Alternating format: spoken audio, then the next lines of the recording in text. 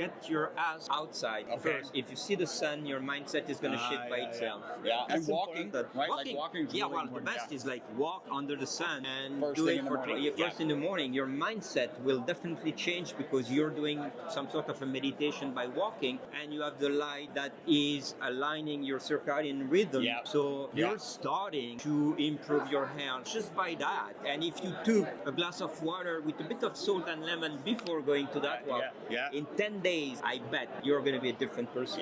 Anything else you want to share if anybody's like thinking about coming to the next conference, or connect with biohackermag.com, biohackermag, MAG.com, right? MAG.com. I think it's like everything is there, biohackersmag.com. How long do you want to live? And we're giving actually the magazine for free. If you go there, you put your email address, we're going to mail you the magazine, printed copy, and we have this catalog of the best 2024 products. Oh, wow. You are inside of that, So get your copy, it's free.